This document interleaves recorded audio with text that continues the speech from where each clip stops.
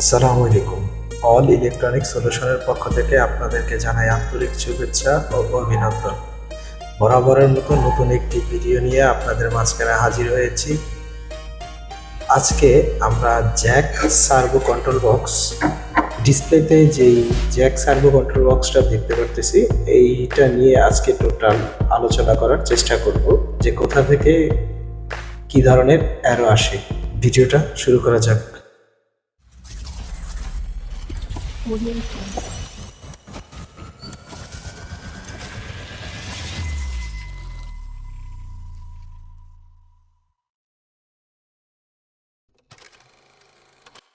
ফিরে আসলাম ইন্ট্রোর পর। আমরা এরর টুর একটা ভিডিও দিয়েছি।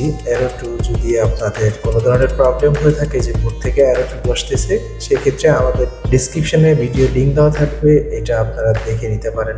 আমাদের ভিডিওটা যদি আপনাদের কাছে ভালো লেগে থাকে তাহলে লাইক, কমেন্ট, শেয়ার এবং সাবস্ক্রাইব করে আমাদের পাশেই থাকবেন। এই কন্ট্রোল বক্সটা আমার প্যাডেল পাড়া দিলে মোটর ঘুরতো না, তখন 00 আসতো। তখন আমি এটা কি করেছি, আমি এই সেকশনটা আইসি যে সেকশনটা আছে, এই সেকশনটা আমি টোটালি একটু ভালো করে চেক দিছি, আইসিটা চেঞ্জ করে দিছি, কিন্তু আমার সমস্যার সমাধান হয়নি।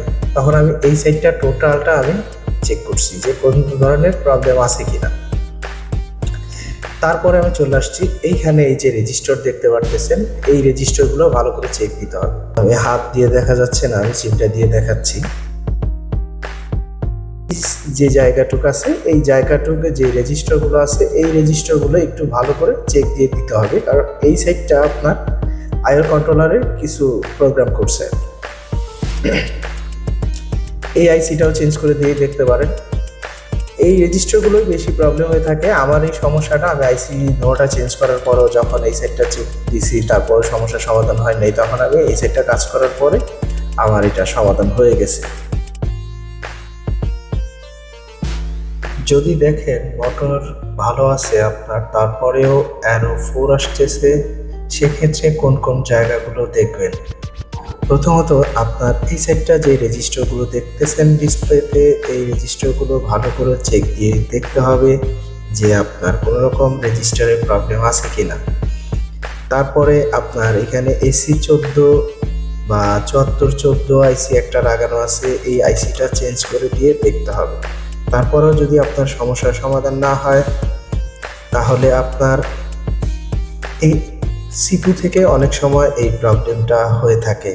সিপু থেকে তখন সিপু চেঞ্জ করে দিলে এই সমস্যাটা চলে যাবে। তারপর আপনার প্যাডেল সমস্যা হলে এই সাইডটা আপনি ভালো করে চেক দিয়ে দেখতে পারেন, এই সাইডে প্যাডেলের সমস্যা সমাধান খুঁজে পাবেন। এই সেকশনটা আপনার লাইটের সেকশন করছে।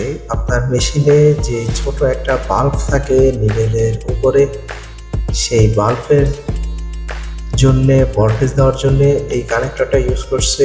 এখানে একটা চোপার দিয়ে, একটা আইসি দিয়ে আপনার এই কানেকশনটা করেছে।